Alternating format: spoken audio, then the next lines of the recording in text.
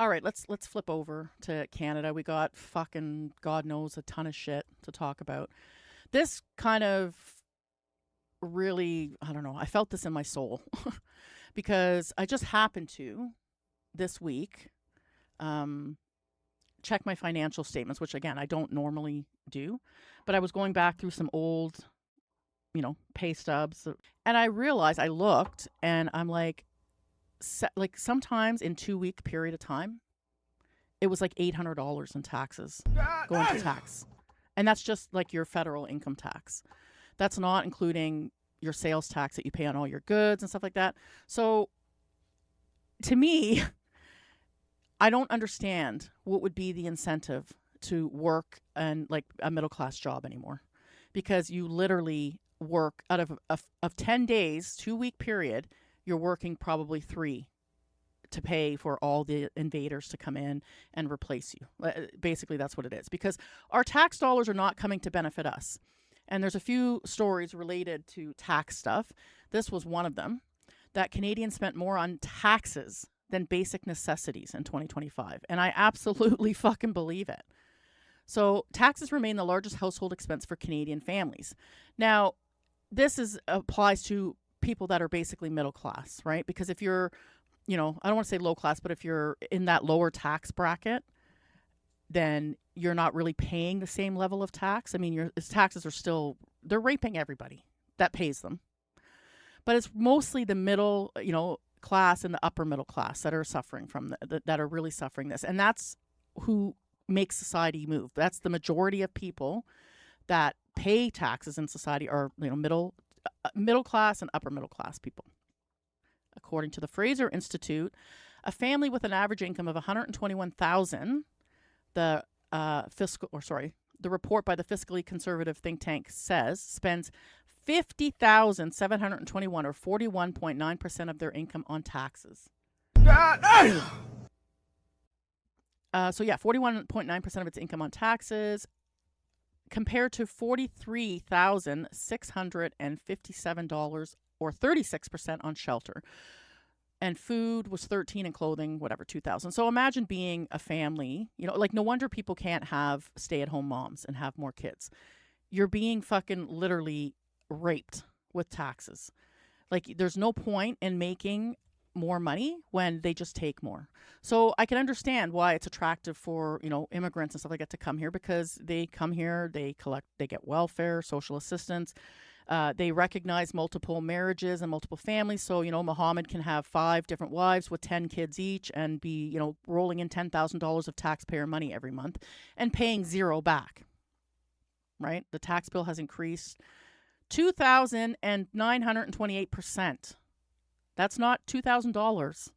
That's 2,000, almost 3,000% since 1961. Taxes have increased.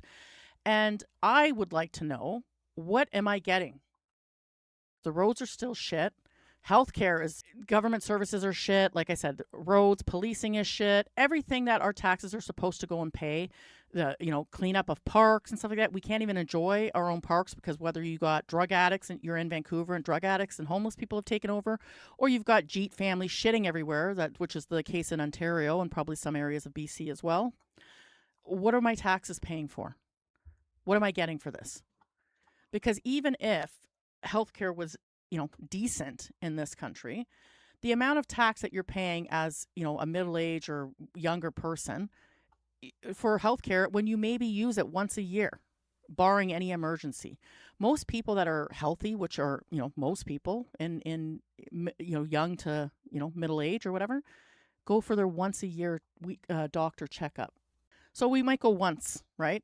And when you think about how much taxes you pay that goes towards the healthcare, I would rather pay out of pocket. Thank you. And that's not the only reason why, not the cost of it. It's also the efficiency, right? So what are we getting for our tax dollars besides importing more people? And isn't that that's like the worst kind of subversiveness you could do. Like that's the most subversive thing you could do, is make people pay for their own replacement. It's like firing somebody and making them train their replacement. That's exactly what they're doing here. We're paying all this money in taxes, and all we're getting for it is more fucking Indians and more tax dependents. People that are dependent on the taxpayer dollar.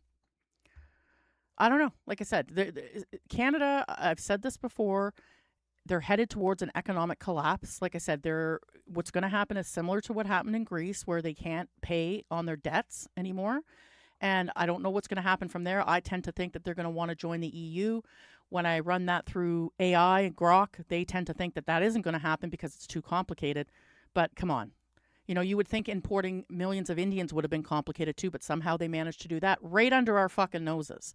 So I think it's possible. And I'm almost confident that is what's going to happen because they really are pushing to join the EU. They want to be part of this whole UN fucking global homo agenda 20 fucking 30 bullshit. So they want to bankrupt the country, and then we will start using the European Union or the euro dollar, the euro. I'm convinced of that. So I'll be happy to be proved wrong, but I think that's where we're headed.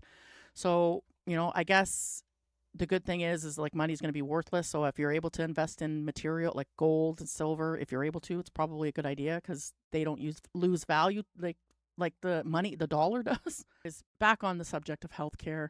This is why, our healthcare people say is so great here. And that's the first thing that the, liberal Americans complain about. They want to be more like Canada and have healthcare like us. And it's the big thing that the elbows up crew like to flex on the Americans.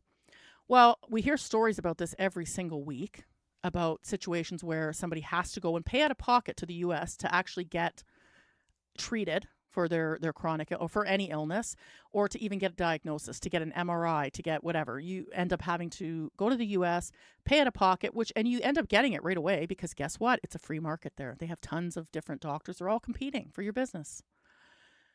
This Canadian couple fled their country, and this is an American posting this. This Canadian couple fled their country after stage 4 ovarian cancer was met with medical assistance in dying as the main option. Yes, that's what they will do. Now, this person is standing outside a Texas medical plaza. The husband says he felt ashamed to be given a full 30 minutes of the doctor's uninvited time. If you didn't know, but you probably already do, here in Canada, you can only see the doctor for one issue at a time. And you're lucky if you get 5 minutes to describe that issue. Because the way it works is that they are trying to get as many patients as possible because they're paid per patient, they're paid by the government, and they're paid very little. So in order to, make the equivalent of what an American doctor who might see 6 or 8 patients a day, they got to see 20 or 30, right? So that means bad health care for you. In Canada, wait lists, lost chemo orders, and a system that increasingly offers death as health care. Yes, exactly. The US, they actually gave her the care that kept her alive. Well, again, that's because it benefits them to keep patients because they, like I said, it's like a customer, right? It's a returning customer. They have to compete with other doctors. Here, there's no competition. We're so desperate for doctors. We'll take people that fake their credentials and kill babies in the fucking ER. Like, that's how bad it is here. They call it healthcare versus death care for a reason. There's countless stories like this. Those who think socialized medicine is great have illusions of grandeur. Now, the only thing I want to say about this is there is certain countries, I believe, I don't know if it's Denmark or Sweden or Switzerland, I can't remember, one of those countries, or Netherlands maybe, has socialized healthcare. Now, it works for a few reasons there, or it has worked. They don't have, or up until recently anyways, they were a pretty homogenous society. So they didn't have immigrants bringing their relatives and all that stuff to the country to grift off the healthcare system. That was number one. They do have higher taxes in some of these places. But it was also, like I said, the care was mainly for the citizens of that country, and they also charged a copay. They charge a copay, right? Which I have been an advocate for a long time, that, everybody for healthcare, we should pay less taxes, absolutely pay way less taxes, and just pay a copay for certain scenarios. You know what I mean? If you go to the hospital and, even if it's for a cold or what, like, because this is the thing, right? A lot of people go for stupid things that could be dealt with at home or can wait till you can see your doctor, or a walk-in clinic, right? But I see this all the time with the nons and the third worlders. They bring their whole family to the fucking ER, right?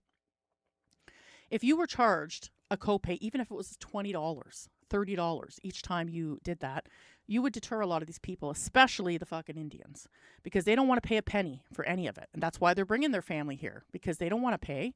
They want to get the best, well, what used to be the best healthcare for free. So that's why, like I said, it doesn't work here in Canada. It's not going to get any better. Like I said, it's not going to get any better. And I almost think that they're allowing it to get this bad so that you will choose either MAID if you have a chronic illness, or you'll just say fuck it and go to the States and pay out of pocket, in addition to paying 49% of your income in taxes to pay for all the third worlders and their extended family to get free health care.